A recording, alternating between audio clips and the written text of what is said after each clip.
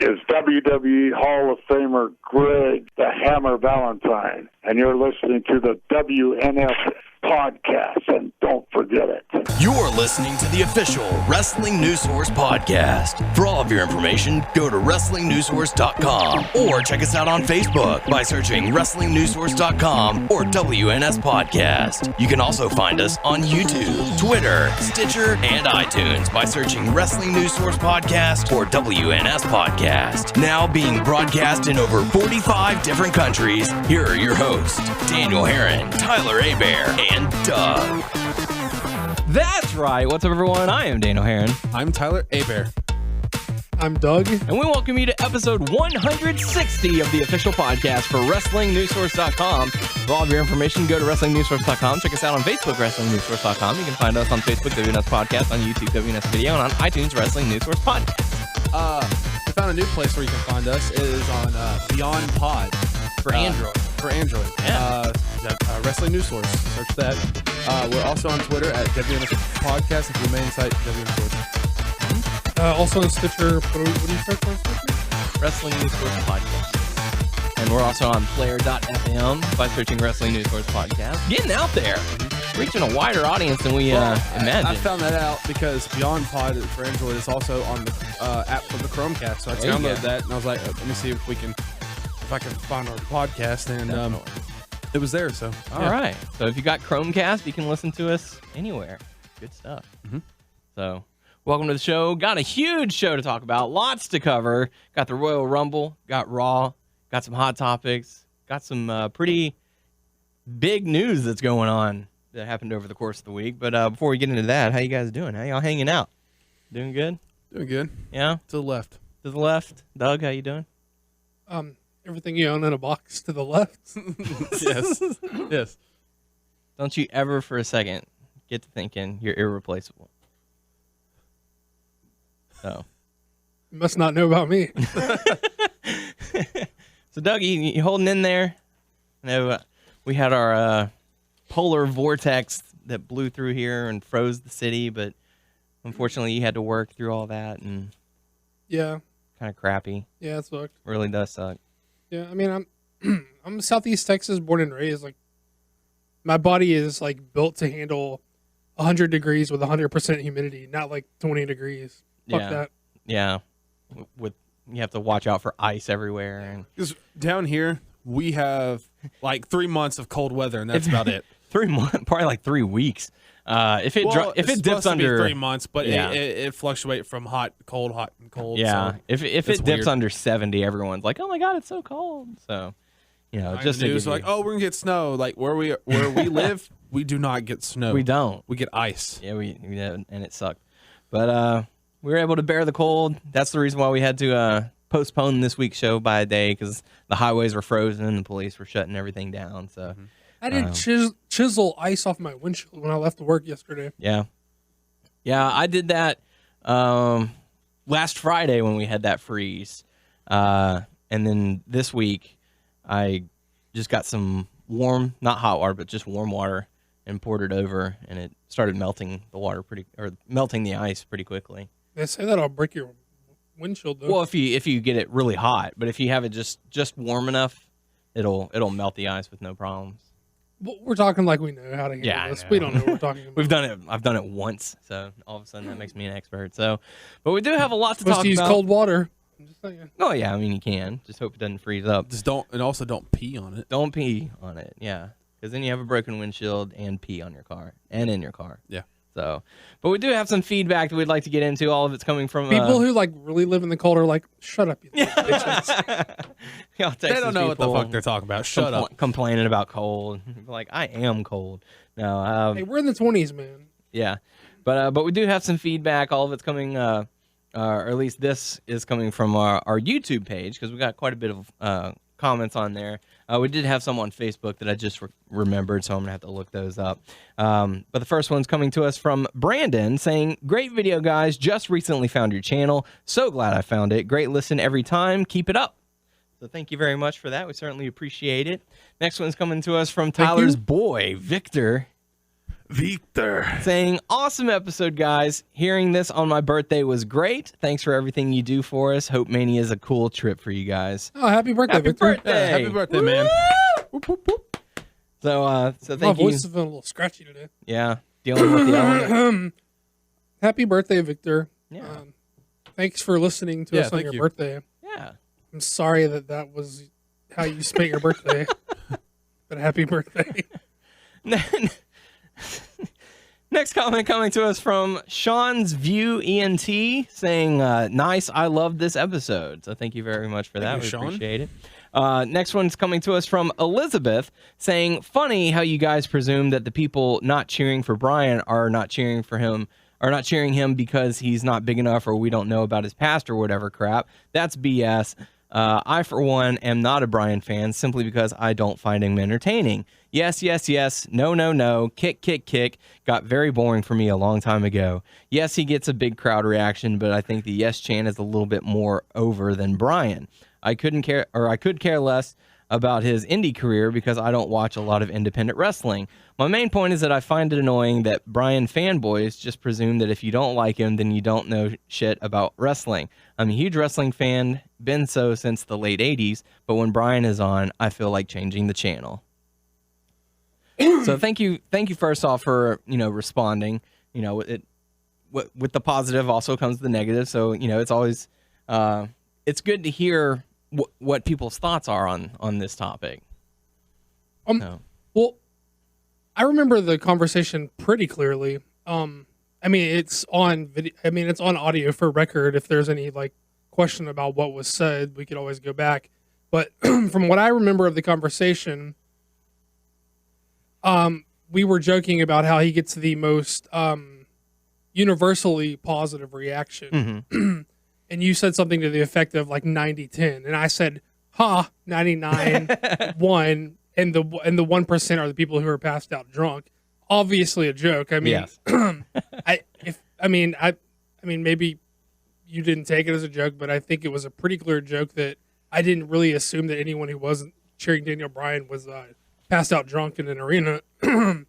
So, and then piggybacking off of that, Daniel said that he thought that some of the reasons someone may not cheer Bryan is because his lack of size or maybe not being aware of his past.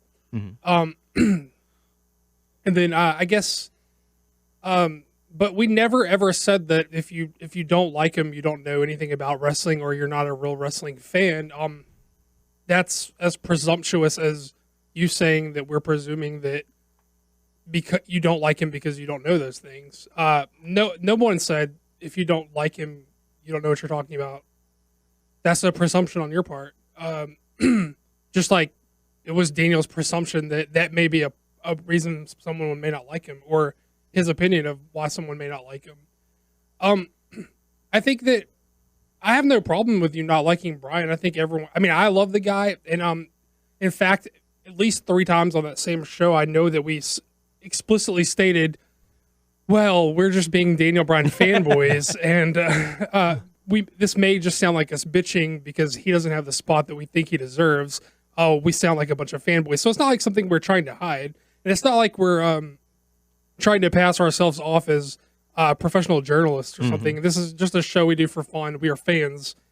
We are boys. We are fanboys. I am a man. I'm a big fanboy.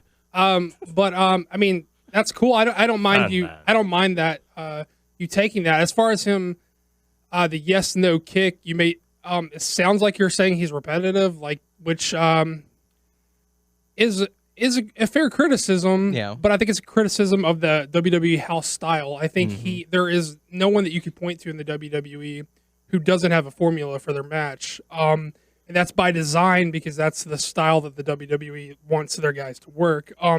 If I were being honest, I would argue that Bryan is one of the guys who's better at varying his style than others. But there's no one that you could say. If he's given time. Right. I think once he goes over that 15-minute mark, then you'll see a lot of variety, which with right. any wrestler you could put into that scenario. It's just they're given 7-minute matches, 8-minute matches. And he's just gonna hit the signature spots. Yeah, it's like, all right, let's this is what pops. I hit some offense, you hit some offense. Recovery, go into signatures, then finish it. Right, but there's no one else that you could point to in the WWE who doesn't do that as well. Right. You just can't. It's that. I mean, I don't even think that's arguable. I think that's a fact. You can't go through the roster and say, every match that I've seen of this guy, it's been something new. It's been something different. Right. It's like they all have their 5 moves of doom that people place blame on Cena. It's a house style. Yeah. It's a house style. They say they want guys to have signature spots that the crowd's getting a know to pop for. Especially when they're working a condensed version of a match, a TV match. So I don't think that's a criticism. I mean, that's a fair criticism, but I don't think it's a criticism that you couldn't make for everyone else on the roster. As far as your opinion that you think maybe Yes is that Yes Chan is more over than Bryan himself, I think that's an interesting thought, an interesting opinion to have, and I think it's sort of been disproved over the weekend. I think a lot at the Rumble, and then again at Raw, we heard a lot more Daniel Bryan's and a lot. I mean, there was some yeses and there were some nos, but we heard a lot more Daniel Bryan. And to be honest, if I'm to accept that as a logic, let's say in the United States of America, at least, from a VFW hall all the way to an arena, if anybody gets a chop in the world of professional wrestling in the United States of America, everyone woos. Yeah. Now, I don't think anyone would say the woo is more over than Ric Flair. I mean, he's one of the greatest of all time. And it's just something that reminds them. Yeah. It's something that's transcended him, but I don't think it makes him more over than him. People still what to this day, and I kind of find it annoying, but I don't think that you would say that what is more over than Stone Cold. I mean, it's just something that transcended, Yeah, it was something that caught. Right. And I think Yes is something that's going to transcend Daniel Bryan. But I don't think that makes him less over. And I'm not comparing him to Flair and Austin. He's obviously not on that level, but it's because he hasn't really been given the chance to be on the level. So I don't know. I think it's an interesting thought that Yes is more over than him, but and I can see from that argument that it could be more, because now the yes and no's have given the audience a way to, instead of hell yeah, hell no, or just cheering and booing, now they can chant yes, yes, yes, no, no, no. Sure. So it's certainly it's a way for them to more vocalize fun, what they want. Yeah, it's certainly a lot more fun to throw your hands up, and I think it's an interesting thought, but I don't think that it could be proven true. And I don't think it could be proven false right now either. It's something that we would have to wait and see. I mean, as far as not knowing or caring what he did on the independents, that's fine. And I don't care that you dislike him. I think it's fine that he's not a guy that entertains you. That's completely fine. But just we'll say, just speaking for myself, just because I followed him on the independents and I'm a fan of his work on the independents, just how that doesn't make it a big deal. It doesn't also discredit what happened there just because you don't care either. Yeah. I mean, it's a thing. It's a big part of his history. So yeah, I mean, if you get the chance, go back and take a look at it. I mean, it's not on the same level, but it'd be like comparing anyone's who's known for the majority of their career outside of the WWE. Like, say, Sting, for instance, which, again, I'm not comparing Bryan to Sting, but his career didn't happen, in the Fed. Yeah. Which isn't exactly the same thing, but, you know what I mean. Yeah, and we'll make sure to get into plenty of Sting talk a little bit later in the show. But we do appreciate the comments and the feedback, so thank you very much, Elizabeth. Yeah, I mean, thank you for taking the time. I mean, yeah. Last bit of feedback that we have on YouTube is coming from Willie, saying, I love how you just presume that Lesnar is going to go for the title at Elimination Chamber, given how creative changes direction every damn 5 minutes. And certainly it has been proven, if you've read the, SmackDown spoilers and stuff like that, that's not going to be the case. Lesnar will not be going for the title. Or is he? Is he in the chamber? I don't think that. I don't believe so. I glanced at the spoilers, but I don't think they said specifically. I'm assuming that he's in. Okay. Yeah. No, he's not. Oh, he's not in. No, he is not. So what is he gonna do? I don't know. Maybe go up against Batista. No, they're doing Batista Del Rio. Oh, really? Wow. It's actually better that he's not in the chamber, but Yeah.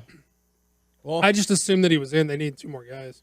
Yeah. The participants that we learned from Raw would be Orton, Cena, Sheamus, Daniel Bryan, which we'll talk about in a little bit. But then the SmackDown spoilers revealed the other 2, which if you don't want to hear, turn your speakers down or whatever for the next 10 or 15 seconds or whatever. So here we go. The other 2 people are going to be Antonio Cesaro and Christian. Oh, wow. Yeah. that's pretty cool. Yeah. So Should be a hell of a match. Mm-hmm. So there you go. But yeah, Willie, I mean, you never know what's going to happen, especially given what's going to happen or what happened this past Monday on Raw with the big news about CM Punk. So we'll Another thing, Willie, is that not only does the plans for creative change all the time, but we're most of the time making these calls like a week in advance. And when you hear the latest news like right before the pay-per-view and then you go like listen to our show, obviously we're going to look like idiots, but we go on what we have at the time. Yeah, and plus a lot of the decisions that we make are, predictions, air quotes on that. It's a lot of stuff that we think probably should happen. Like logistically speaking, this is the direction that we think they should be going, only to find out that no, that's not where they're going. So yeah, but we do appreciate the feedback from you. We do have some feedback from YouTube. If our computer will cooperate, that'd be great. Facebook, yes, as well. But yeah, I mean, in the meantime, we can just dive on into to what happened at the Royal Rumble. We kick things off with the kickoff show. New Age Outlaws going up against Cody Rhodes and Goldust, with the New Age Outlaws getting the win. So first off, what did you guys think of the matchup? And then what do you think about the New Age Outlaws as champs? I don't remember too much from this match. I know that we were kind of shooting the shit. Yeah, we were all getting settled and everything. We were talking about that, and what I remember is walking in, and I was like singing, "I'm an ass man." And Richard's like making fun of that, and it's like that's one of the worst themes ever. But no, I really didn't expect them to win and all that stuff. No. It may be a good thing though. I mean, maybe it lead to them versus the Usos, eventually, and Usos going over. I don't know. We'll have to see. How about you, Doug? Well, I don't really remember very much of the match either. Like you said, we were getting settled in, grabbing pizza and getting settled. Yeah. As far as them getting the W, getting the belts, I'm not sure how that helps the division. I'm not sure exactly what it accomplishes. You basically took the belts off your hottest team, and I don't know if they won them back on. Apparently, I don't remember the SmackDown spoilers at all very well, but I don't think they won them back. I do know that it has been announced that for Raw this coming week, it's going to be a steel cage match between the Rhodes brothers and the New Age Outlaws. I mean, I could see them dropping it back relatively soon, but even then, I'm not sure what that accomplishes. Right. Unless they just wanted to have the belts for a while, and they could be a 6-time. Yeah, I don't know. But I do know that there was a lot of talk revolving around the Royal Rumble and how they all seemed to favor, like everything that happened seemed to favor Triple H and his buddies. The New Age Outlaws winning. They were, old buddies with him in D-Generation X. Orton got the win because he was his buddy. Batista got the win because he was his buddy. Nash got the guest spot. Just all kind of, power hungry kind of stuff that, I felt the pay-per-view itself was okay. I know a lot of fans were, displeased with the end result. Yeah. But yeah, so we kicked things off. I thought it was better than okay. I thought it was actively a good pay-per-view. Yeah. So we kick off things. The first matchup, Bray Wyatt versus Daniel Bryan. And this match was absolutely phenomenal. Definitely a match of the year, type of candidate. It was best match of the year. Yeah, best match of the year so far. That's what he said when that match was on after it got finished.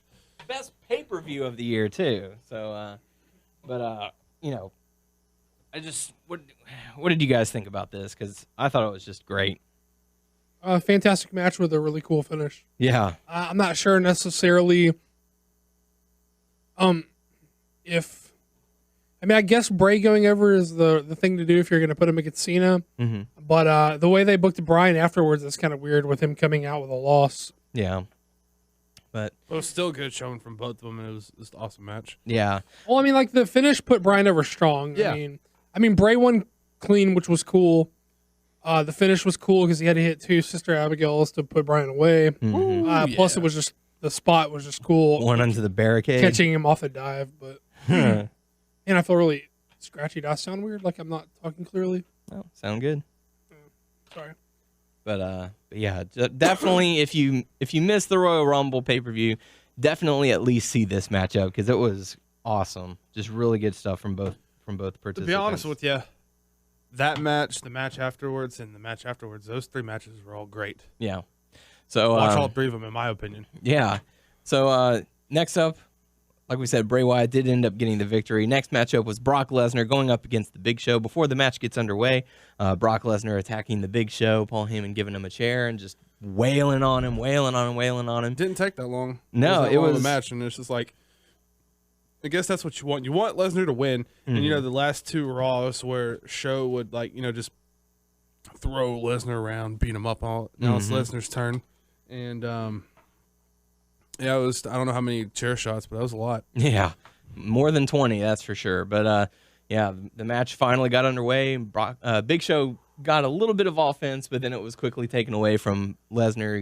He looked like he was out of it at the end, but if you watch the match, he was kind of teeter-tottering with Big Show. Well, I understand why. He's a big boy, big man. So he finally did the F5 to him, and yeah.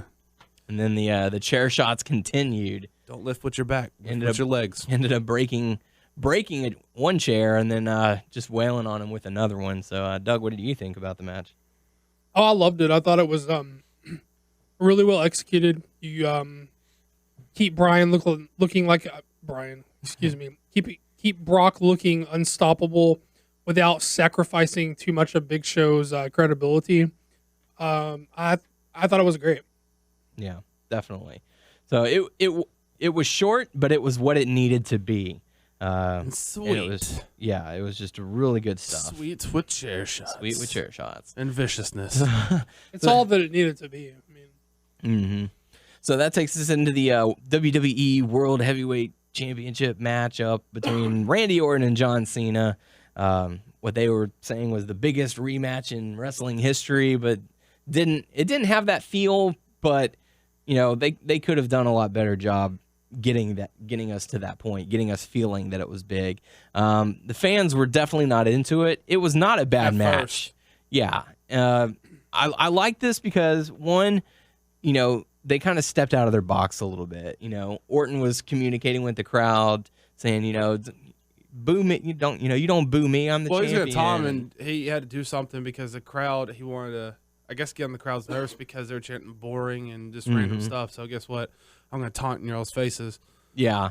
And, I love the finish sequence where they were using each other's submission and finishing maneuvers. I was like, John Cena is not going to do an RKO. Do it. I want to see him do an RKO. And then he did. And it was, it was really cool to see, because, these two have had such a long history with one another that I felt like it didn't damage the match. I think it actually added to it. It was something that we don't really see that often. There was a point where, I don't know, this is the second time, or I don't know how many times he put him in the STFU, but Cena did to Orton, I was like, don't tap. And I was going for Orton. And Doug was like, tap. Mm-hmm. We were getting into it. So how about you, Doug? What were your thoughts on this matchup?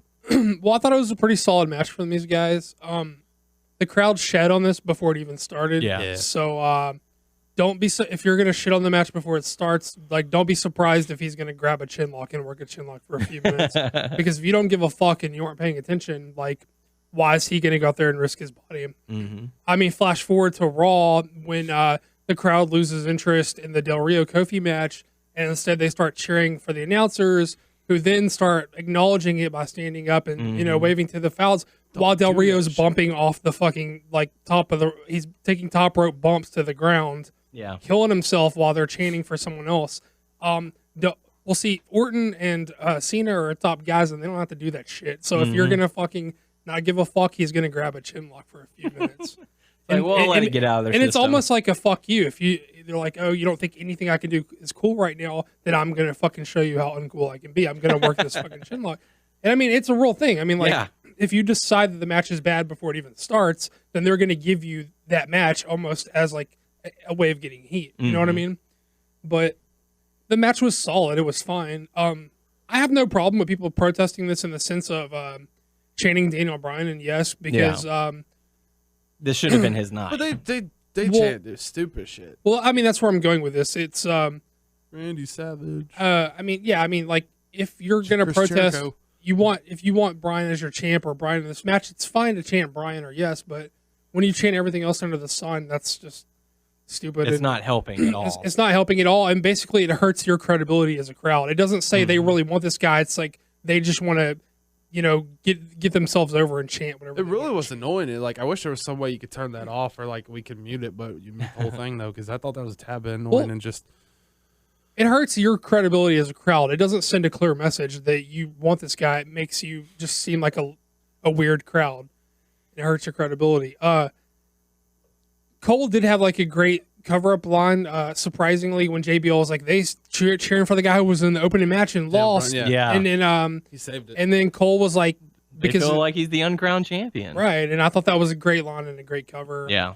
I mean, ultimately, guys, like we've heard, guys like Lance Storm come out and say, and it's something that I've been saying for like a long time when we get these kind of crowds and I get really frustrated and I come on here and I vent, it's like, you vote with your dollar, you vote with your views. And I'm not on a high horse because I'm as guilty as anyone. I'm as big as a part of the problem as anything because I'm not going to stop watching. Right. But if you want your voice to be heard, you turn the TV off, or you don't pay for your ticket to go there, or you don't buy that pay-per-view, or you don't buy the network. That's the only way your voice really matters. I mean, to a certain extent, you're sending a message with your voice, but what they really pay attention to fastest is the bottom line, and that's the dollar. Buy the merch or turn off the TV or both, Yeah, or don't buy the pay-per-view or don't go to the show. Ratings. Yeah, that's what we're saying with turn off the TV. I mean, it's cool, but like that's again, like I'm not going to stop watching. Vocal, right? But be smart about it. Don't chant if you want Bryan in that match and that's why you're upset, then chant Bryan the whole time. Don't go on like because everyone else. If you're gonna chant Daniel Bryan, for the first 30 seconds or so, and then you go off and chant JBL, Michael Cole, Jerry, Randy Savage in this match, then the people are going to be like, this is awful, we want Divas. Yeah, the people backstage are going to be like, these people don't even know what they want. They're just chanting just to chant, so we're going to keep doing our thing. And you have no credibility. Yeah. So, it's just one of those things where, like, if you're going to chant right. Do it right. Do it the right way. I don't know. Like, I understand if you don't... If more crowds are getting like that. If you have no interest in the match, go to the concession stand. Turn your back to the camera. Show some form of that. Just boo the whole time if you have to. You know what? You know how they'll know a match dies? If you shut the fuck up and don't say anything. Absolute silence. Just crazy. If they can when you chant a bunch of crazy shit, what they can do is be like, oh, this crowd is. They either it will hurt your credibility and it won't mean anything, or they can just turn it into, this is such a crazy crowd. They're off the hook. If you sit there and be totally fucking silent and don't say anything, that's what sends a message. You know what I mean? Just, I don't know. So I'll never understand. We need to have a rehearsal for the Monday Night Raw that we're going to be at after WrestleMania. Otherwise, one of us is going to go insane. Probably Doug. Both of y'all. We need to get I'll be in. Like, I don't know. I think we may just need to get a Xanax prescription before we leave. Well, I'm going to plan on just going there just to be annoying, have no idea what's going on, because that's all the crowd is going to be. That's it. They're just going to chant whatever they want. They're not even going to care who's in the matchups. I don't know. I don't want to be that cynical. I want to go in expecting to have a good time, and I hope that everyone else wants to have a good time too.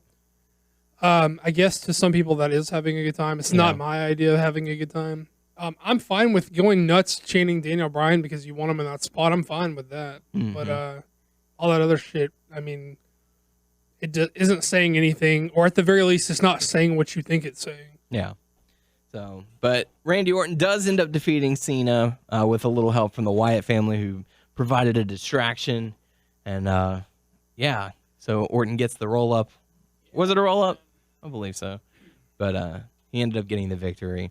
And that takes us into the 30-man Royal Rumble. 30-man Royal Rumble. I was going to say Battle Royal, but it was not a Battle Royal. It was Rumble. Royal Rumble. So I felt like it went by very quickly. Yeah, it seemed like that. It was very lackluster. Like, they had, 3 surprises, that being El Torito, Nash, and JBL. And a return of Sheamus. No, and the guy from NXT. Yeah, Alexander was off. Yeah, that was he had a nice showing, but I felt like I don't know. Really, what was the point of the Alexander Rusev? Because they didn't follow up on it. Yeah, they didn't. Well, Nothing that's on like Raw. The Bo stuff. Like, Yeah. well, Bo was on Raw for a little bit, then he was gone. Well, at least they made the effort to follow up on TV the next week. I mean, Yeah, he was just like, it was as if wasn't even in there because nothing ever happened. Nothing came Well, of it. didn't they? I know not this Royal Rumble, the past. They did a thing where NXT had a little Royal Rumble. Thing themselves. They had like a 8-man go Rumble in there. Mm-hmm. So I don't know if that's what they did or not, but I don't know. I think I can't count how many. They had a few little storylines in the Royal Rumble and all that stuff. Not really any surprising stuff. Local things, Torito and all that stuff. Corporate Kane. Corporate Kane. I thought it wasn't that bad. It's just that, it was just pretty much the ending. Yeah. That got to me, But it is what it is. That did not ruin the whole pay-per-view for me. Mm-hmm. So. Torito was cool. I like that. Yeah. I was cool with that. JBL and Nash felt like a waste to me. Yes. Could have gone to pretty much that's anyone else. Yeah. Like, really? Could have brought someone who hasn't been in the Rumble in a long time. Like, Nash was in it, 2011? Something like that. Yeah, you could have brought in Evan Bourne, Tyson Kidd. They could have flown through the air or something like that. I don't know. I felt, the whole JBL thing, that was a waste. Hold my jacket. And, a lot of people were saying, why are the fans booing Rey Mysterio when he was number 30? Why are they doing that? Booing him. Anybody who wasn't Daniel Bryan. Yeah. Was going to get booed. All hope was lost when 30 men were out there and Daniel Bryan wasn't. And it didn't matter who came out at 30. Yep. They were going to boo the fuck out of him, which is cool. I'm fine with that. Shy of like Stone Cold Steve Austin, The Rock, Hulk Hogan, something like that. Right, but I don't know. I don't know. I think they may have turned on. I mean, it's obviously a stretch to say that, but I felt like they could have turned on some people. Yeah, they weren't, mad at him. They're just mad that he was in that spot. Yeah. Well, I mean, I felt like they could have utilized the spot better. They could have put a heel in that spot who could have been cocky about them not getting Bryan. At least they could have tried to play off the heat some or something. Yeah. Maybe you give Del Rio that spot or somebody who could use it, Be like, where he comes out smirking, and you could even get the camera right in his face where he's like, ha, ha, ha, for whatever. like a few seconds, they dropped the booze for Roman Reigns. Yeah, they did. They circled the wagons for Reigns, and they were into him being a winner. They turned on Batista quick. What cracked me up is you see the Batista spear looking weak as hell. I didn't like the look of it. Yeah. And then you see Roman Reigns. Everyone's going nuts. Roman Reigns, like hell yeah. 45-year-old man, for Christ's sake. He's getting old. He's not young. He not had as young. some ring rust too. That's for sure. Well, he's blown up for sure. Yeah. He was never a guy who could work very long matches. Mm-hmm. Yeah. But Batista, for that split or a few seconds, they forgot about Daniel Bryan just for a little bit. Yeah. And they got behind Roman Reigns. So that was cool though. This could be the future. This is their chance to say we're building a future star. And we're going with the past. So we're going with Triple H's buddy. But Roman Reigns did set a single Rumble record with most eliminations in a single Rumble. 12 eliminations, beating CM Kane. Punk was what, in the top 5 or top 4? What do you mean? Or the last 4 or 5? What was CM Punk? He was in the final 4, I think. 5th. Like the 4th 4 people. Because it was Batista, Sheamus, Reigns. and then I think Punk, and then Kane threw him out. So Punk hit the old Kings of Wrestling spot where Cesaro does the giant swing, and then Hero comes off with the kick. And guess who the kick? The Miz. Mm-hmm. Yeah, that's a good spot for him. So, but Batista ends up winning. The fans were not pleased at all. Crowd turned on Batista. Yep. They turned on Ray. Poor Ray. Poor Ray. Not his fault at all. It was just for that night. It was just because he was number 30. Yeah. It could happen to anybody. Not really even Batista's fault. I mean, it's just they were not going to get behind anybody who. This was their chance to have that Cinderella tale with the happy ending happening at WrestleMania. Right. But they threw it away because they want a big guy going up against a big guy. They don't want, And what cracks me up is that you hear the reports of them saying, oh, the people backstage were shocked at the response that they were getting, with the chanting of Daniel Bryan. Like, it's been going on for months. Were they're shocked at that, or were they shocked at the boos? Probably both. I think more so, but I think they're more shocked that the crowd turned on Batista. Yeah. Mm-hmm. I mean, I don't think they expected that. They had committed to that match before, and they thought they either didn't know or didn't care that the fans would turn on them. I actually think they didn't think they would turn on them. I thought that was awesome. I'm glad that they did. We were saying, like, people need to walk out. Is that what you were saying? So, well, I mean, I was shocked that they turned on them too. I mean, I didn't expect them to turn on them. I mean, it's crazy. So, but Batista is the Royal Rumble winner, and he's going to WrestleMania to be in the main event. Another part-time guy coming in. So. Well, I mean, he moved the needle. I mean, that's what they're looking for. Yeah. As awesome as Bryan's been, they see it as a failure still because he didn't move the needle and Batista did. I mean, Batista came back on Raw. They did almost a 6, which is an additional 2 million viewers than they normally do. Yeah. So an additional 2 million people tuned in to see Batista come back, which is a legit number and something no one's drawing these days. So, I mean, it's not like you could really say people didn't want to see Batista or some portion of the audience didn't want to see Batista. No one cares about it. Some people wanted to see Batista, or 6 million people wouldn't have watched Raw the night he came back. Yeah. When they're usually doing it in the 3s and maybe a top out at a 4 or something, right? But I mean, I think that I don't know how it's like how they can sustain that. I don't see it like lasting long, and I don't know. I mean, like they think Bryan is a failure because whenever when they thought that they thought that what they did with him was them giving him the ball. And we all know, and they look at it as a failure because the buy rates of the pay-per-views were bad.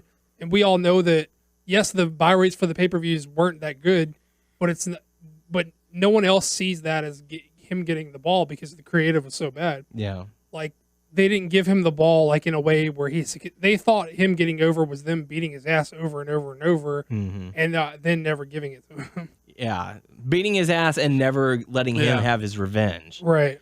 And that's why it failed, like, because you never paid off the story. Yeah, and he had He had 2 championship title reigns of taken away from 24 hours total max, right. Less than 24 hours. But they still see that as him as a main event player, him carrying or is supposed to be selling a pay-per-view, and they look at it as a failure, even though everyone else who watches are like, well, no, he didn't really get the ball because you didn't give him an honest chance. Yeah.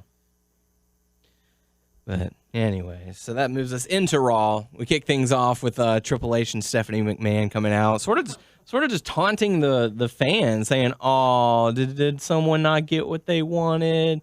And it's just, I don't know. I didn't like that. It was weird for them to do something like that. But Daniel Bryan came out. I thought that it was just them, like, inviting the crowd to chant for Bryan. I thought it was like an invitation. I thought they it was were kind them of baiting them in. Yeah, I thought it was a bait. I mean, I thought it was fine. And especially when Stephanie was like, I don't know, this side's chanting one thing, this side's chanting the other. I don't know if they can get it together. And then they got it together. Oh, okay, now I can hear what you're saying. It was basically just giving them a reason and a chance to get nuts. Yeah. Because obviously some shit changed. Like, So he wasn't supposed to get any promo time this week or anything like that, and they came out. They led off with him. It's almost like they had to acknowledge it. They had to rework some stuff, and I mean, this is another like Wyatt situation where you give them enough credit for like realizing they have to like correct the course, but like you can't give them full credit for being stupid enough to take the wrong course in the first place. I mean, I guess Yep.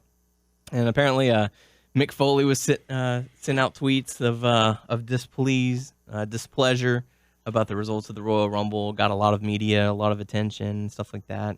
I know his son posted a comment as well, basically saying, Dewey.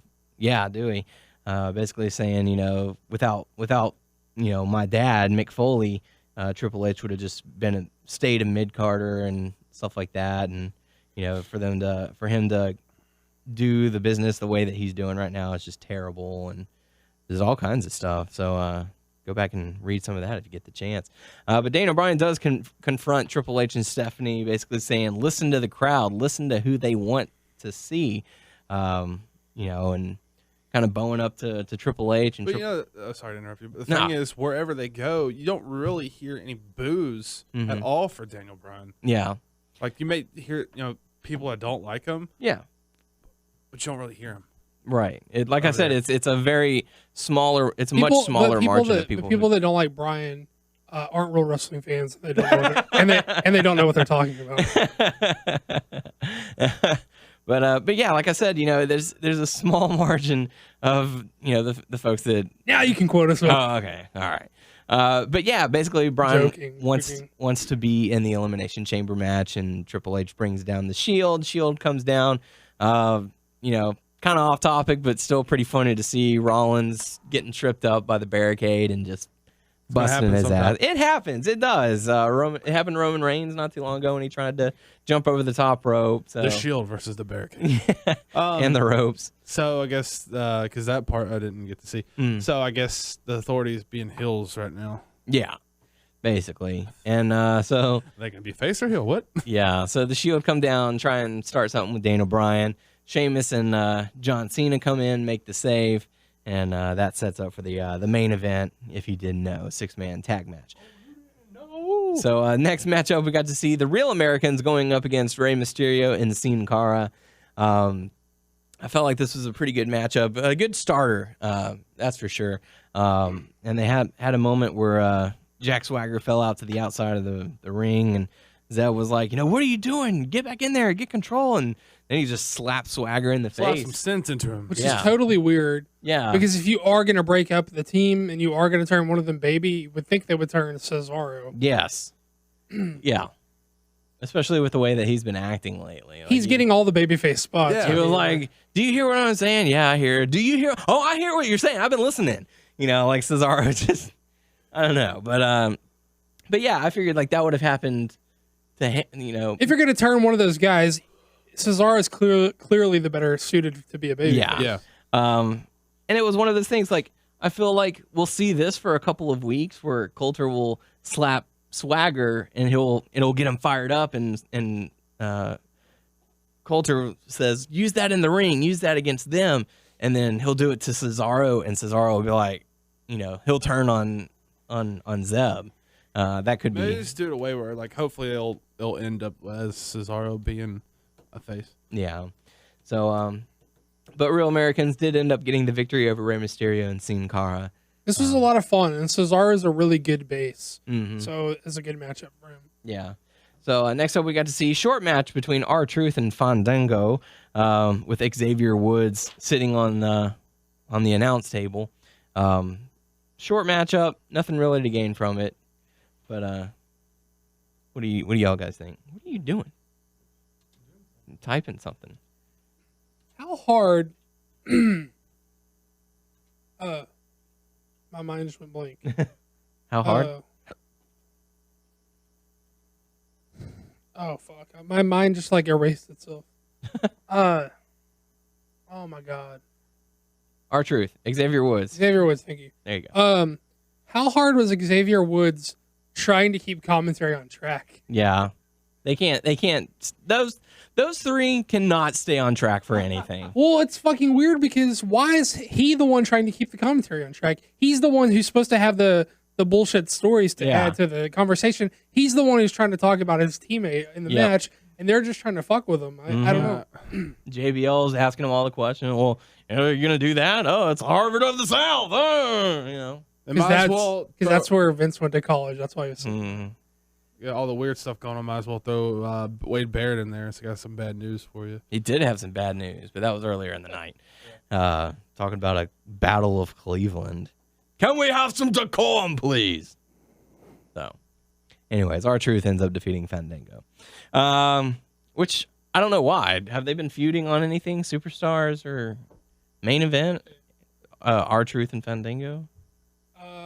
Didn't they have a match on... or even SmackDown? They just had a match. Oh, really? Was it main event or SmackDown? This past week, just. Okay. But yeah, so R-Truth, I guess Fandango got to win. Fandango eliminate R-Truth in the Royal Rumble? No. Fandango got eliminated by Torito. Right? Yes. But he was asking, did Fandango eliminate R-Truth? Oh, maybe. That's what I thought. Could be.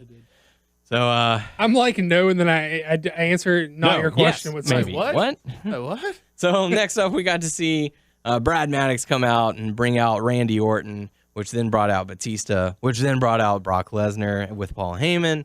And apparently Lesnar wanted to fight either Orton or Batista, option A, option B, or else. So I was actually for, I don't care who they had to feed to Lesnar. I was for it. I was like, yeah, Lesnar, Randy Orton, or Batista. I was like, I don't care. Yeah. I want him to fight somebody. How about you, Doug? This was fucking awesome. They were just they just like strolled out to the ring with Brock looking like a fucking killer, and he was like, Brock wants to fight you or you, and your champ and your hotly like new signed guy both stood there with their dicks in their hands, like not saying shit about it. They're like, hey, this guy wants a piece of you, and they were just like, oh yeah, Batista just giving him the look. Batista. Well, this is fucking confusing because it's okay for Orton to be like to shy away from a confrontation. Not Batista. But that's like, so they got to turn him. He's got to be a heel now, right? Because he basically was flipping everybody off the fans at the Royal and Rumble. Basically, you can't be the. So that was a real picture. I thought someone bleeped that. So that was real. He did. No, he was did it. Flipping off the people who were chanting for Bryan, or booing him at least. But Batista. But if you're the hot new return and the big baby face, and Brock Lesnar says he wants to get up in your ass, you should get in Brock Lesnar's face and not just stand there with your dick in your hand, being like, he didn't want to ruin his jeans. Those were his good jeans. Didn't want to ruin them. So I'm saying, I just want to stand here with my dick in my hand. What's with all these swinging dicks? I thought it was awesome. They basically just punked it. He went out there and punked everyone. They were like, I don't care. I want to beat one of you up. And neither one of them said shit about it. I was like, hell yeah, I don't care. A or B, let's do this. Let's go D, where they fight both of them. Yeah. Let's just Lesnar just go in there and destroy those fools. Yeah. So next up, we got to see Dolph Ziggler, a returning Dolph Ziggler, who returned at the Royal Rumble, going up against The Miz, who is heel? Sometimes. Whenever he feels like it. On commentary, he's always trying to get himself fucking over. He's like JBL 2.0. Oh, God. Hey, don't try to... I'm a heel unless I'm in a WWE movie. So. Or if I'm in... But no, I don't see why you say that. He was acting mega babyface here. They both were, because they're both from Cleveland. They're both trying to get the ball. You know how when Punk's in Chicago and he goes out and the crowd's just like, fuck yeah, and he was like, he can route, he gets energetic back. Yeah. He gives it back to them or whatever, yes. And it's just like a in and out thing. Yeah. Well, Miz went out there and he was like, please cheer for me, guys, please. He was like so begging for it. My dad's in attendance checking his cell phone. I need someone to cheer for me. Yeah, I think his dad wasn't there. No, he was there. Oh. Because they had... I thought I heard his mom was there, but his dad wasn't. No, his dad was there. When he jumped in the crowd with those guys who were obviously his friends, were like the only people excited that he was there. Yeah, I know this guy. But he was begging. He was up there, he was like literally begging for like a crowd reaction. Yeah. So it was the Battle of Cleveland with Dolph Ziggler and The Miz. I don't remember much about this matchup. I think I was folding towels. It was fun. Yeah. It was much better, more entertaining. But yeah, Dolph Ziggler ends up getting the victory. If you can get past Miz begging the crowd to cheer for him, then it was fine. Okay. So next up, we got to see the Usos go up against Baxel. Another pretty, was it a short match? I think. I don't remember. Take Baxel and call me in the morning. No. But the Usos did end up getting the victory. Anything from the match? Ryback took the fall. Yeah. Yeah. Oh, that's right. He did. Oh, poor guy. So you say, man, but it's funny when your partner is Curtis Axel and you take the fall. Yeah, okay. Okay. So next up, we got to see Alberto Del Rio going up against Kofi Kingston. And this was one of those matches we were talking about earlier where the crowd tried to take over. JBL's acknowledging the crowd. And what I loved from it was Del Rio saying, you sit your ass down. I'm trying to work. I like that. I'm glad that someone's doing that. Even if it's Del Rio, which not to take anything away. I like Del Rio. Yeah. Yeah, man. I mean, like, people couldn't get... Del Rio was bumping off the top rope. He's taking monster bumps, and the crowd could not give a fuck. Mm-hmm. So, anything to take away from the matchup? Not really. Yeah. So, Del Rio ends up getting the victory over Kofi, bringing us into the next matchup. Was supposed to be for the tag team titles. New Age Outlaws going up against Cody Rhodes and Goldust.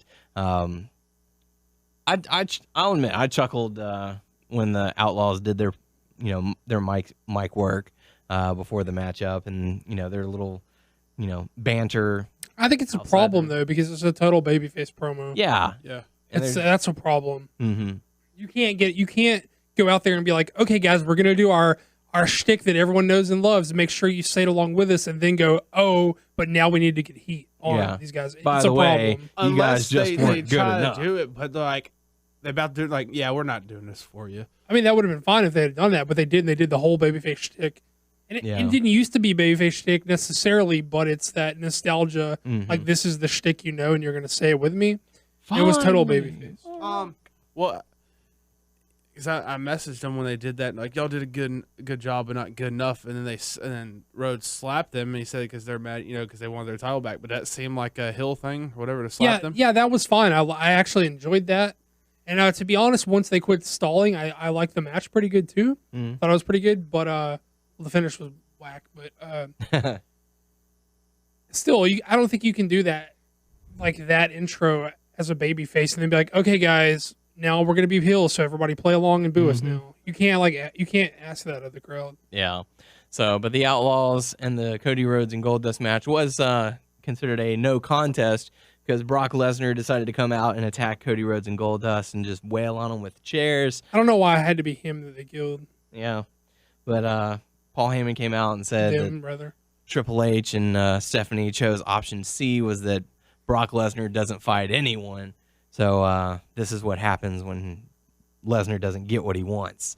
And then they came out with a story saying that Lesnar was fined $10,000 either for pushing the referee or for what he did against Cody and Goldust. It was posted on WWE on their website. So what the hell are they doing? I don't know. I don't think they know sometimes.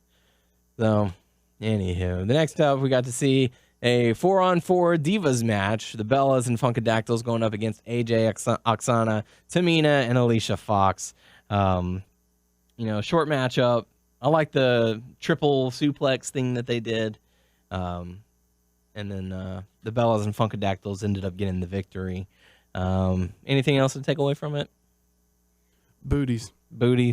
Rear what views. about booties? Were they rocking everywhere? Rocking everywhere. They're all in that ring. What about them? Just booties. Well, what about booties? There's some good-looking booties in there. Good-looking booties. All right. Good-looking booties, Doug.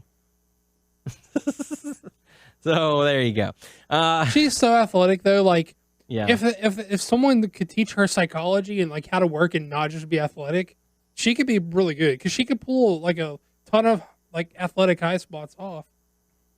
And I don't know why they need to give her the ass-based offense, because she's totally athletic and could be a credible, like, person. Yeah. So why don't you be like, hey, you don't necessarily have to do all the you have a big ass. It doesn't mean you actually have to use ass-based offense, and Next you're real gonna do the athletic. stink face. Yeah, let's teach you some psychology to go with your athleticism, and then maybe you could be a legitimate diva Yeah. wrestler. Rear view mirror.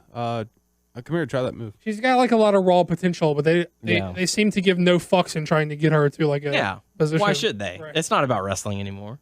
So, but by the way, the feedback we had on our Facebook page came from Jonathan Red Robin Yum. saying, "Oh shit, Doug plays Marvel Puzzle Quest." I do, man. I'm addicted. There you go. Good stuff.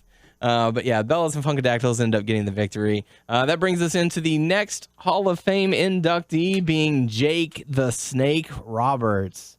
So very well deserved. He's made amazing progress in his personal life over the past year, working with Diamond Dallas Page. Really good stuff. Glad to see that he's going in. That's why they didn't put him in the Rumble, because it would have been overkill, because he was on Old School Raw. They're putting him in the Hall of Fame. If he would have been in the Rumble, they'd be like, I wonder who will induct him. Probably DDP. Yeah. Probably. If I had to guess. Yeah. So yeah, really, really good stuff. Things I'm seeing about this Hall of Fame is okay, 2 inductees, Ultimate Warrior, Jake the Snake Roberts, both people that we wouldn't think that we'd see get inducted into the Hall of Fame. So I wonder if this is the year where we see all the people who are, we're never going to see get inducted. This will be this will be the year that Macho Man gets inducted. This will be the year that Owen Hart gets inducted, the British Bulldog, Well, they started Bruno was the beat all end all. If Bruno happens, then anybody can happen. Right. So who knows? I mean, there's still plenty of time. So they're mending all those fences for the network. It seems they're all those beef will squash them if we have an opportunity to make some money with it. Mm-hmm. Hey, you can get a cut of this action. So, anyways, but congratulations to Jake. Big story on that one. That takes us into the main event of Raw, where we got to see Cena, Sheamus, and Daniel Bryan going up against the Shield. The winning team gets to go into the Elimination Chamber match where they will face Randy Orton for the title. Felt like this was a really good matchup. All players did their part the way it needed to be. Cena, Sheamus, and Bryan ended up getting the victory via disqualification because of the Wyatt family. So they came out, caused the disqualification. Shield were none too happy. And this is a bit of a SmackDown spoiler, but it's the match that everyone's been wanting since, the Wyatts have made their debut. They want to see the Wyatts versus the Shield, and it will happen at Elimination Chamber. Tyler, you don't? I don't want to see it. Okay. I don't know. I know you got the 3 or the 2 teams that have the heels, but unless you're going to turn one team in which I don't know. Which I feel like they would split the Shield. They're gonna kind of turn one team, but they're ultimately not. Yeah. Shield's going to split because Roman's going to do his own thing. I don't know, but Shield are going to look like babyfaces going into this because the Wyatts started it. They're going to look like babyfaces. They're going to look united, but ultimately Ambrose and Rollins are going to bounce on Roman in that match, so they can stay heel. He's going to get his babyface turn, and I your think Wyatts that would the only way for it to work out. Because I know sometimes from time to time they do heels versus heels and stuff, but I don't know. I think it'd be kind of neat, but I'm not really into it. Well, Shield will go de facto face just because whenever you have a heel on a heel or a face on face, one has to play the other role. One has to work dirtier than the other team. Yeah. So your Shield will be your de facto baby faces, but then they'll get their heat back when they turn on Roman, and the Wyatts will still go over. One thing that I've been seeing lately is that Rollins is trying to be the glue to hold them together. Yeah. So, what I could see happening in this matchup is, maybe Rollins is in the matchup and Reigns and Ambrose are going back and forth, and Ambrose decides he's had enough. He's getting ready to bounce. Rollins happens to take notice. Hey, what are you doing, man? Gets rolled up for the win. And then maybe Reigns gets in the ring and is trying to tell him what's going on, and Rollins pushes him and goes his way as well, or something. I think they're gonna split on Roman just because I think it seems like they're gonna keep the gimmick going without Roman. Mm-hmm. So if they bounce on him, they can get another guy and he can go baby. Yeah. So who knows? We'll have to see where it goes from there. But the match that a large portion of the wrestling community have been saying that they wanted to see. So there you go. So that should be fun. I mean, yeah. I mean, these 6 guys have, put on some pretty good matches over the past few months. So I have no doubt they'll make for an entertaining matchup, at least for the final pay-per-view that we'll have to pay full price for, at least. So so that closed out Raw. Time to move into the hot topics for those who were living under a rock earlier this week. CM Punk has allegedly taken his ball and gone home. He has decided to leave the WWE. Apparently he was just fed up, had enough. A lot of people were saying, no, this is a work. Some people are saying, no, this is a shoot. I don't know. What do you guys think? Well, I really don't know. In pro wrestling, you're crazy to never, instinctually, you always assume it's a shoot. Mm-hmm. Just because it's pro wrestling and their job is to work you. So it's never crazy for anyone to assume anything is a work. So, but that being said, it's not something that was done on air or acknowledged on air. So. Right. Even on the websites, it hasn't been like even on the WWE Facebook page hadn't said like breaking news, CM Punk has left the WWE. TMZ covered it. Yeah. So I don't know. It's one of those things where, you don't know unless you were one of those people who were backstage and heard the discussion, and you can only go based on what people are reporting. But apparently, his CM Punk's contract was expiring later this year, I believe June or July, somewhere around there. And I think it's July. Yeah, and his initial plan was to take time off, like he wasn't going to come back at least for a while. But apparently he, according to reports, which still can't confirm if they're true or not, but according to reports, he's been unhappy with where the storylines have been going, the fact that they're bringing in Batista to be in that main event title picture. Basically, the whole thing that happened with The Rock that caused him to do the infamous pipe bomb, the original one, where he's, saying the fact that Dwayne comes in and gets the main event at WrestleMania makes me sick, so he's not seeing the change that he wanted. He was hoping that Daniel Bryan would have gotten the rub for the Royal Rumble. Just all kinds of stuff, just not going the way that he would have liked. So he said, all right, you know what? I'm done. I am worn out. I am beat down. And I'm going to go home. Well, it certainly doesn't seem out of character for him, but I can't imagine Vince letting him sit home under contract. Yeah, and especially even if he's not going to re-sign him. I mean, I guess I don't think there's any real danger that Punk would go somewhere else. I think he's kind of past that in a lot of ways, Yeah. But still, the feeling is if the guy's not going to re-sign, you beat him. Like, you beat him on the way out. You make him look right. You make him look undesirable. You know what I mean? Yeah. Unless he just. I mean, well, not necessarily. I mean, there's one thing you can beat a guy to make him look like shit on the way out, or you can use him not necessarily in a way to make him look like shit, but make all your guys look good. You put other guys over on his way out. Mm-hmm. I mean, either way, but I can't imagine him. That's like what 4 or 5 months. February, March, April, May, June, July. That's 6 months. You're going to let him sit at home for 6 months and pay him? Yeah. Or maybe it's per appearance or something like that. I don't know. Well, if he's going to sit home, he's going to sit home. I mean, I don't. Yeah. So, I don't know. It's I don't fault the man for standing up for what he believes in, but also I find it weird that Vince would be cool with him sitting home. Yeah. And, even if it ends up going to court or something like that, if it's that serious. Well, I mean, I'm sure Vince has some respect for him. Yeah. But still, I mean, like, a contract's a contract. I mean, yeah. Don't want to be in breach.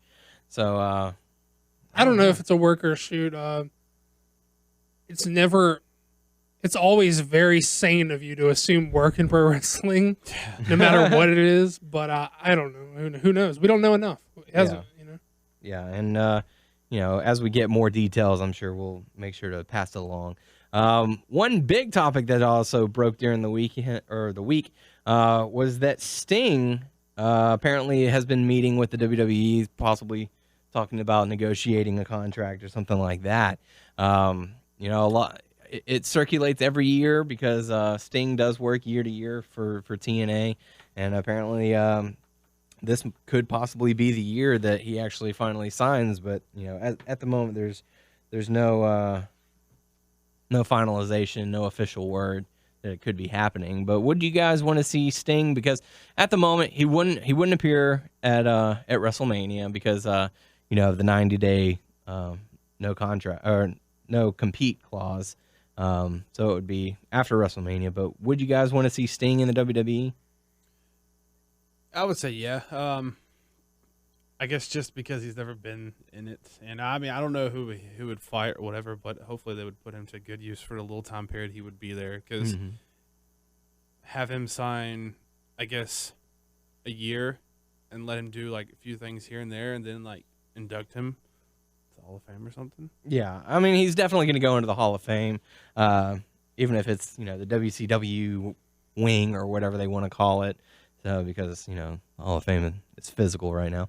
But I don't know. As far as competing, I don't know what they could do with him. I don't know who they could feud with him. I know a lot of people want to say Undertaker and just, but team up with John Cena. Yeah, I don't. It just wouldn't feel right. I think. How about you, Doug? Well, I don't have a problem with him coming over. Yeah. And I mean, I think for him, it's in his best interest to come over, financially at least. Mm-hmm. I can't imagine he's going to get any raw of a deal from anywhere else. Yeah. I mean, he's going to get a more raw deal anywhere else, but meaning TNA there. Yeah. But I mean, like as far as in ring stuff, I mean, like people are gonna even if he didn't have a compete clause, it would be too soon to do that this year. You wouldn't have enough time. You wouldn't have anyone you'd have to feed someone to him who was enough of a name, but you could afford to sacrifice before Mania, which isn't happening. You still have to like educate a portion of your audience who he even is. Yeah. Because I mean, hell, when Rob Van Dam came back, people were tweeting him like, "Dude, where have you been?" Right. And you're like, "Ugh." Where have you been? Oh, I don't know. I've just been hanging out, wrestling for another company. Sitting on the couch. Because you're not bringing him in to beat the streak. Yeah. And it's stupid to bring him in to lose his first match. Mm-hmm. And it wouldn't mean anything. Even if they just brought him in cold, it wouldn't mean as much as if you debut him after Mania and build him up. Maybe he works like a Lesnar-esque schedule. Yeah. And works a couple of guys a year, a couple of select times a year. And then maybe you can do Taker next year if Taker comes back next year. And don't even do, I wouldn't. I mean, I don't know. What do you think? Lesnar versus Sting? No. That'd be awful. I mean, Sting's old. He's not. Yeah. I mean, I don't know. Probably be the last match for Sting. And not in a good way. Batista versus But Sting. I did hear a report that this could be the last year for Taker. So 30 could be it. Yeah, I mean, so.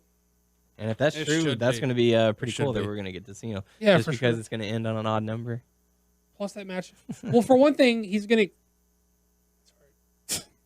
For one thing, he's going to get Lesnar. He's going to give him the match he's going to want to go out on. Mm-hmm. That match is going to be fucking. If they do Lesnar Taker, it's going to be fucking awesome. You remember that time period where Lesnar just had one of his UFC fights and Taker was in You want to start something? You want to finish it? Yeah. Something like that. So they can definitely play off of that. But yeah, so at the moment, Sting reportedly meeting with the WWE to possibly finally sign. So we'll have to see. I hope it happens. Yeah. He may induct a Warrior. He's probably the best suited guy to induct a Warrior. The only guy who, yeah, that's true, because they were a tag team before.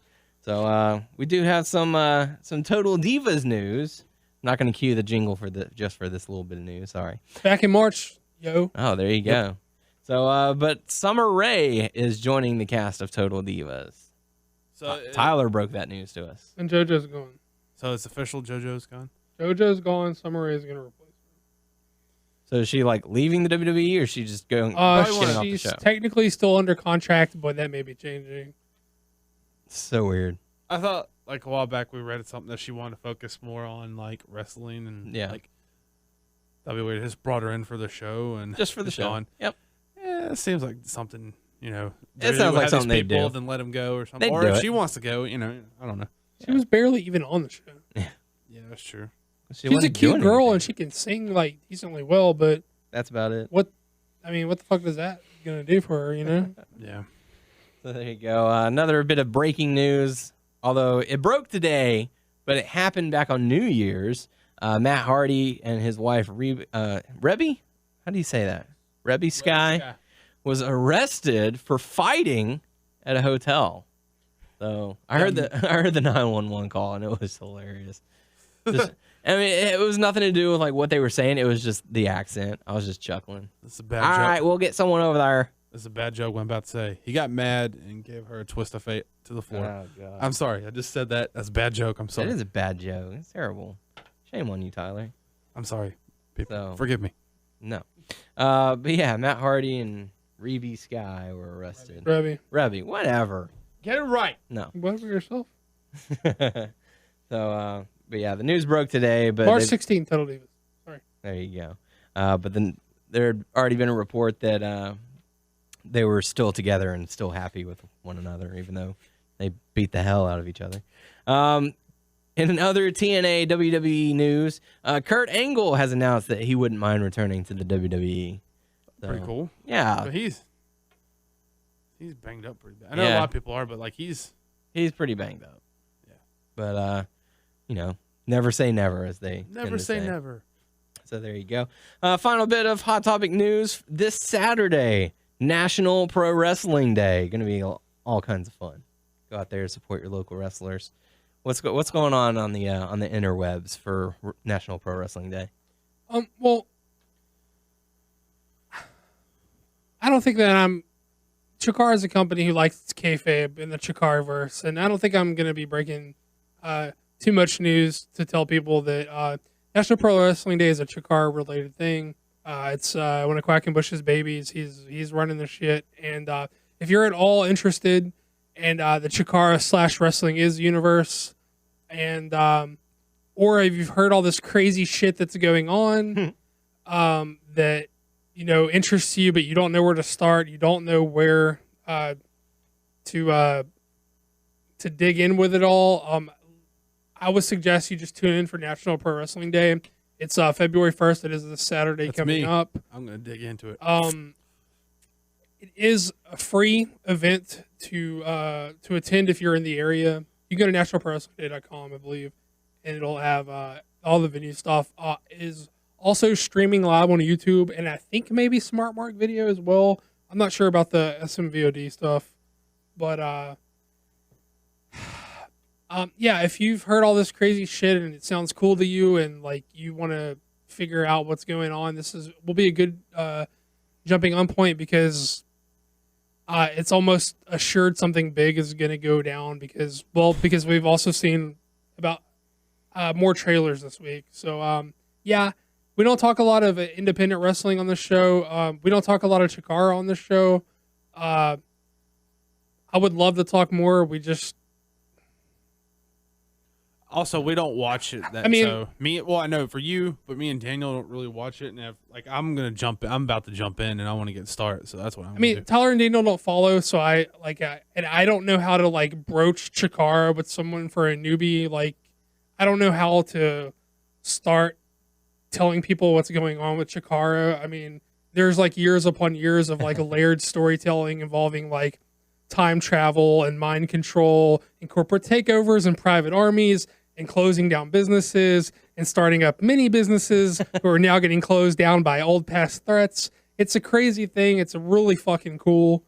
And even though they haven't ran shows since June, it's been something that's like kept me in my wrestling fandom like at an all-time high this year. I've had a really good time following it, and look, just I really hope it rates. pays off. Yeah, I just really hope it pays off for them in a big way, because they're taking chances with this, and it's gonna maybe not culminate, but there's gonna be big doings at National Pro Wrestling Day. So definitely check it out. It's for free. They are working with a charity, and you should donate if you're gonna stream for free or gonna attend for free. Hold on, let me get the charity up because I do want to plug that. Okay. Bless you. So it's going to be a day filled with wrestling. Very good stuff. Yeah, let me plug. Let me pull up the website and plug the charity, please. All right, no problem. Tyler, say something stupid. Paul, say something Balls. stupid. Hashtag oh my balls. You see that sign on Raw? I did. Okay, it is this Saturday in Easton, Pennsylvania at 1:00 p.m. National Pro Wrestling Day. They are working with the Against Malaria Foundation, and just the blurb on the site, it says Pro Wrestling Day is going to raise money for Against Malaria Foundation, and blah, blah, blah. Try to get to the meat of what it is. Basically, it's an organization that was recommended by GetWell.org. Malaria is one of the leading causes of child deaths in Africa. In fact, 3,000 children die every day from malaria, every single day. And the Against Malaria Foundation provides long-lasting insecticide-treated nets to protect against malaria in developing countries. And each of these nets costs $5 US, and the nets are tested to work for up to 5 years. And the goal of National Pro Wrestling Day is to raise $5,000 US, and that will be saving 1,000 lives in Africa for malaria. So if you're going to stream this thing, you need to make a donation. You don't need to. They're not going to knock on your door and say you didn't make a donation. You can't watch this. If you're going to attend, if you're going to stream, it'd be the right thing to do. Throw them a couple of bucks. It's for a good cause. It is, again, breaking kayfabe a little bit, and they're kind of kayfabe police over at Chikara. But it's a Chikara thing. It's Quackenbush's baby. They're doing a bunch of cool shit. Go Google Chikara, because I don't know how to explain it to someone who doesn't know what's going on at all, because it's too much going on. Just go check it out. Go watch the show. It's free. It's for a good cause. It's very cool. Good stuff. Thanks, Doug. So definitely support National Pro Wrestling Day, like we said, this Saturday. Time to move into the Q&A portion of the show. Your questions, our answers. First question coming to us from Thomas. Drop it low, son. Do it. You do it, Daniel. Do it. Doug's waiting for you to do it. Drop it low, son. Drop it low, son. Thomas Daniel's says, going to do it for you one of these days. as more and more people have voiced their opinion on the Royal Rumble pay-per-view, it seems more news outlets have been reporting on the show, most notably for me, BBC News reporting about Daniel Bryan not being in the Rumble match. So I thought I'd ask, is there still an argument that any publicity is good publicity for the business, or are these stories about WWE harming the company, even if it's causing more people to become interactive with the product? No, I think it's still good publicity. Yeah. Whatever it it seems takes. like anything, yeah. Especially in the wrestling business. Especially right before the network. Yeah, anything that you can get people to talk about is going to be good stuff, unless it's death, So, yeah. But Thomas also does have a little bonus question for Doug, sort of a follow-up from last week. What would your reaction had been in Bryan had he won the Rumble, only to put it on the line to a returning Mr. Anderson, who defeats Bryan via a screwjob finish, and then WWE and TNA both being built around Anderson as the undisputed champion of champions? What would my reaction be? Yes. I'd be to book a flight to go cockslap Lawson. He says, keep up the good work, fellas. I'm sure you're all counting down the days till WrestleMania. So, yeah. Cock slap, huh? All right. So You heard correctly. Speaking of, next question coming to us from Andrew, a.k.a. Wife Swap, saying a question for you guys. Reports on various sites, including WNS, are saying that Sting is in negotiation with WWE about switching over to WWE. In your honest opinion, good deal or bad news? I always like Sting in WCW, but it's about 10 or 15 years too late for my liking. I don't see how it could be bad news. Yeah. He gets, Money. a nice paycheck. WWE finally acquired Sting. Yeah. In the company instead of just getting the tapes and stuff. The WCW library. So, yeah. Well, they already have his tapes. Yeah. So they just have him to promote it now. Yeah. And it'll be good. It'll be good for him. He'll get a nice paycheck. They'll, put out a couple shirts for him. Which, that Action figures. He's going to be in a video game. Documentaries and all that. So it'll be fun. He wasn't in the Impact game? Yeah, he was. He's going to be in the video game that people played? Yeah. Which the sad part is me and Doug did play Impact. So yeah, it was so bad. Okay. I wanted it to be good. What which was worse for you, the Impact game or the AAA game? Oh man, They both kind of sucked. They both. Yeah, I don't know if I could pick one. Which one was better? Because they're both on the same level. Yeah, they're both pretty bad. They both equally suck. I feel like they were both like, oh, TNA's getting a game. Oh, AAA's getting a game. Oh, they both suck. I would go with AAA just because I feel like they had crazier moves and stuff. I felt AAA was better. But like graphic wise, maybe TNA Impact was looked better. good. TNA looked good. It Yeah, just played like shit. yeah. So there you go. Thanks for the question. Final question coming to us from Seth Rickson. Saying, since you guys have been watching a bit of TNA, here's a question for the podcast crew. Which is harder to believe, that Hogan, Bischoff, and Russo were able to break WCW in a time where they were the most popular thing going, or that another wrestling promotion would bring them in and have them do it again? Another promotion would bring them in and do it again. Yeah. I don't know. I mean, you can tell that they had hopes that, hey, maybe this time around things will be different and we'll right all the wrongs. But by doing that, we made more wrongs than rights, and just, I don't know. How about you, Doug? Well, they didn't kill TNA yet. Yeah, no, not still yet. Standing. Yeah, it's standing. So by default, I'm gonna go with killing WCW again. All right. Well, there you go. So thanks for the questions. Make sure to submit your questions on our Facebook page, WNS Podcast, our YouTube page, WNS Video. Check us out on WrestlingNewsSource.com and WrestlingNewsSource.com on Facebook. You can also find us on, did I say YouTube already? Yes. You can also subscribe to us on iTunes by searching Wrestling News Source Podcast. Find us on Beyond Pod by searching Wrestling News Source Podcast for Android. We're also on Twitter at WNS Podcast for the main site, WN Source. We're on Stitcher. And also, seriously, I kind of stumbled through it because I was a little unprepared, but I think National Pro Wrestling Day is going to be a cool thing. And I really do want it to succeed, to be as successful as it can, and it's for a good cause. So please do go check that out. You can go to nationalprowrestlingday.com and get all the shit for it. These dudes are on Stitcher. WNS underscore Twitter. WNS underscore Daniel, Tyler underscore Abear. So go follow those guys. And we're also on player.fm as well. Make sure you search Wrestling News Source Podcast. Thank you everyone for listening. I know last week we had a lot of new listeners, a lot of new commentators. If you're listening to this and you've never commented to us before, we would certainly love to hear from you. So make sure you shoot us a little message or something like that. We would certainly appreciate it. And for the podcast crew, I am Daniel Herron. I'm Tyler Abear. I'm Doug. And we will catch you all next week.